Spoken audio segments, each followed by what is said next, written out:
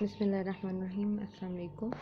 Today we are going to start our ninth lesson, that is the beauty industry by Aldous Huxley.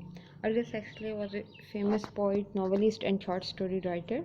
And in this essay, he has talked about the use of the beauty products, increase in the use of the beauty products, and he's talking in this lesson. He has talked about the modern women that are using too much of the beauty products, and this industry is increasing day by day, and their manufacturing of their product is increasing, and they are earning a lot of money.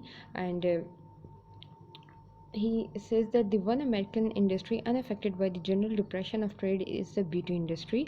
American women continue to spend on their faces and bodies as much as they spent before the coming of the slump, about 3 million pounds a week. These facts and figures are official and can be accepted as being substantially true. Reading them, I was only surprised by the comparative smallness of the sums expended.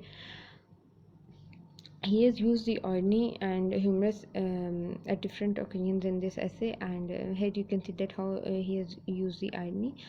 From the prodigious number of advertisement of ads to beauty contained in the American magazines, I had imagined that the personal appearance business must stand high up among the champions of American industry, the equal or only just less than the equal of bootlegging and racketeering, movies and automobiles. Still, 156 million pounds a year is a tidy sum, rather more than twice the revenue of India, if I remember rightly.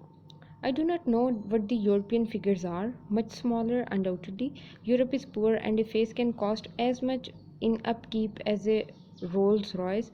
The most that the majority of European women can do is just wash and hope for the best. Is telling in a very humorous way about the European women. Perhaps the soap will produce its loudly advertised effect.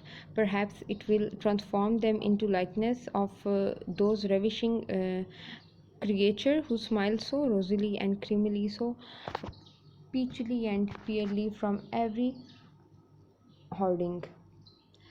Perhaps, on the other hand, it may not. In any case, the more costly experiment in beautification are still as much beyond some European means as are high-powered motor cars and electric refrigerators. Even in Europe, however, much more is now spent on beauty than was ever spent in the past. Not quite so much more as in America, that is all, but everywhere the increase has been undoubtedly enormous. The fact is significant. To what is it due? In part, I suppose, to a general increase in prosperity. The rich have always cultivated their personal appearance. The diffusion, spread of wealth, such as it is, now permits those of the poor who are less badly off than their fathers to do the same. This is a very thought-provoking essay written in a very eloquent manner, and the writer has highlighted the days of economic depression that was in from 1929 to 1934. You can see it at the end of your essay on page number 71. The Great Depression 1921 to 1934 began with an agricultural crisis by overproduction and led to a financial collapse with massive speculation, a sudden loss of confidence, and consequent withdrawal of funds, resulting in widespread business failure and mass unemployment. But he has used the irony, and he Aldous Huxley has talked about the Great Depression and the depression. He said that the depression was worldwide. All industries collapsed except the beauty industry. The American women spent $156 million on their makeup during 1 year, which was more than double the total budget income of India. And he has also talked about the women in the past. The religion had not allowed the women in the medieval ages to to spend on their personal appearances, or they didn't take it as a good thing to use the beauty products are to increase their external personal appearances, but the modern woman is different. So writer here has highlighted that problem as well. He says that in past women were confined to their houses, but now they had become status conscious and during the modern age, and they got more freedom than past. In order to mix up in society, they have started making their outer self beautiful, and but this is clearly not the whole story. The modern cult of beauty is not exclusively in a function in the mathematical sense of wealth. If it were, then the personal appearance industries would have been as hardly hit by the trade depression as any other business. We have talked about it after the first paragraph, and but as we have seen, they have not suffered. Women are retrenching on other things than their faces. Retrenching means making a reduction. The cult of beauty must therefore be symptomatic of changes that have taken place outside the economic sphere. Of what changes? The changes I suggest in the status of women, of the changes in our attitude towards the merely physical. Women, it is obvious, are freer than in the past, and freer not only to perform the generally unenviable social functions hitherto reserved to the male, but also freer to exercise the more pleasing feminine privilege of being attractive. They have the right, if not to be less virtuous than their grandmothers, at any rate to look less virtuous. The British matron, not long since a creature of austere and even terrifying aspect, now does her best to achieve and perennially preserve the appearance of what her predecessor would have described as a lost woman. She often succeeds, but we are not shocked, at any rate, not morally shocked. Aesthetically shocked, yes, we may sometimes be that, but morally, no. We concede, means admire that the matron means elderly woman, is morally justified in being preoccupied with her personal appearance. This concession depends on another of more general nature, a concession to the body with a large B, or the Manichean principle of evil, for we have now come to admit that the body has its rights, and not only rights, duties. Actually duties, it has, for example, a duty to do the best it can for itself in the way of strength and beauty. Christian ascetic ideas no longer trouble us. We demand justice for the body as well as for the soul. Hence, among other things, the fortunes made by face cream manufacturers and beauty specialists, of the vendors of rubber reducing belts and massage machines, by the patentees of hair lotions, and the authors of books on the culture of the abdomen. So here the writer has talked about the privileged women who are beautiful outwards, and it does not matter how much corrupt their soul is. It should have they should have beautiful face and slim and smart. This is their these are their priorities, and women of old age are becoming rare day by day, because women are spending too much on their appearance, and they don't want to look older. That's why the women of elder old age becoming rare, and beauty industry is growing rapidly. Even the economic depression could not control the progress of the beauty industry.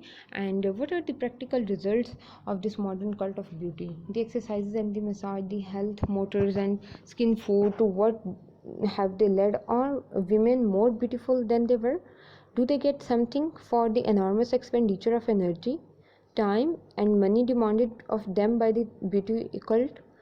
These are the questions which it is difficult to answer, for the facts seem to contradict themselves. The campaign for more physical beauty seems to be both a tremendous success and lamentable failure. It depends how you look at the results.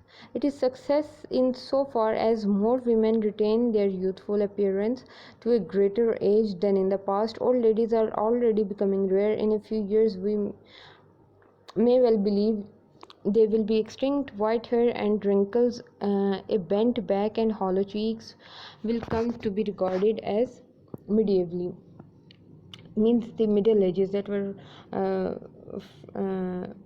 the dark ages of the European people, and old fashioned. The crown of the future will be golden, curly, and cherry lipped, neat ankled, and slender. The portrait of the artist's mother will come to be almost indistinguishable as future picture comes shows from the portrait of the artist's daughter. This desirable consummation means completion will be due in part to skin foods and injections of paraffin wax, facial surgery, mud baths, and paint, in part to improved health, due in its turn to a more rational mode of life. Ugliness is one of the symptoms of disease, beauty of health. Insofar as the campaign for more beauty is also a campaign for more health, it is admirable and, up to a point, genuinely successful. Beauty that is merely the artificial shadow of these symptoms of health is intrinsically of poorer quality than the genuine article. Still, it is sufficiently good imitation to be sometimes mistakable for the real thing. The apparatus for mimicking the symptoms of health is now within the reach of every moderately prosperous person. The knowledge of the way in which real health can be achieved is growing and will in time no doubt be universally acted upon. When that happy moment comes, will every woman be beautiful, as beautiful at any rate as the natural shape of her features, with or without surgical and chemical aid permits? So writer has foreshadowed uh,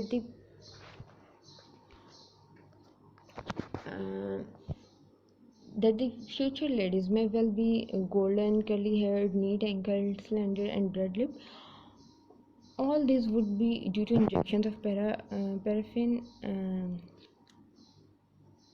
Injections of paraffin wax and facials and surgeries, and all women will be extinct on the face of the planet, because every woman is trying to fix the outer beauty through thick or thin, and the inner beauty is also as much an affair of the inner self as of the outer self, but nobody is paying attention to that very important thing. And the writer has also highlighted the idea with the help of porcelain jar, that women are um, not women are becoming like a porcelain jar, that is beautiful outwardly but it is not beautiful from inside, and women, just like their souls are corrupt from inside, and they're trying to become beautiful from the outside. And women should not use the beauty products to look beautiful, but also throws away from their heart and soul human vices and evils in order to become beautiful. And their heart and soul should be pure. Mm, they are just paying attention to their outer self by keeping their corrupted souls. I have also completed the explanation of the next paragraph, and now come to the ninth. There are numerous forms of psychological ugliness. There is an ugliness of stupidity, for example, of unawareness, distressingly common among pretty women, and ugliness also of greed, of lasciviousness, of avarice. All the deadly sins indeed have their own peculiar negation of beauty on the pretty faces of those especially who are trying to have a continuous good time. One sees very often a kind of bored sullenness that ruins all their charm. I remember in particular two young American girls I once met in North Africa. From the Brazilian specialists' point of view, they were beautiful, but the sullen boredom of which I have spoken was so deeply stamped into their fresh faces, their gait and gesture so very listlessness, that it was unbearable to look at them. These exquisite creatures were positively repulsive. Still commoner and no less repellent is the hardness which spoils so many pretty faces. Often it is true this air of hardness is due not to psychological causes but to the contemporary habit of our painting in Paris, where this overpainting is more pronounced. Many women have ceased to look human at all. Whitewashed and riddled, they seem to be wearing masks. He has again used the irony. One and it tells us in a very humorous way about the overpainting of the face of the women in Paris, and one must look closely to discover the soft and living face beneath. But often the face is not soft, often it turns out to be imperfectly alive. The hardness and deadness are from within, they are outward and visible signs of some emotional and instinctive disharmony, accepted as a chronic condition of being. We do not need a Freudian to tell us that disharmony is often of a sexual nature.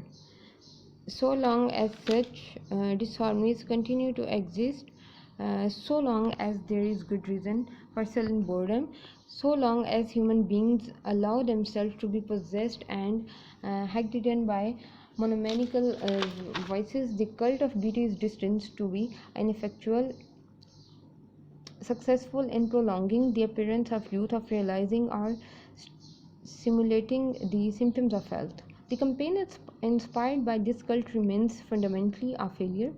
Its operations do not touch the deepest source of beauty, the experiencing soul. It is not by improving skin, food, and point rollers, by cheapening health motors and electrical hair removers, that the human race will be made beautiful. It is not even by improving health. All men and women will be beautiful only when the social arrangements give to every one of them an opportunity to live completely and harmoniously. When there is no environmental incentive and no hereditary tendency towards monomaniacal vices, in other words, all men and women will never be beautiful, but there might easily be fewer ugly human beings in the world than there are at present. We must be content with moderate hopes. So the writer has pointed that stupidity, unawareness, and greed are such things that become imprinted on the face and uh, decrease its outward beauty to a remarkable degree. And you can see that moreover he has told us that the air of hardness also destroys the impression of physical beauty, and the writer has also clarified this problem by giving us an example of Paris ladies. They stopped to look human at all because they had overpainted their faces, and there is no benefit of making of the physical beauty. And he has also highlighted the problem in the last paragraph, that if the ladies wish to show themselves physically beautiful, they must take care of their souls as well. They should try to purify their spiritual world, and actually beauty is the beauty of the spirit or the inner beauty.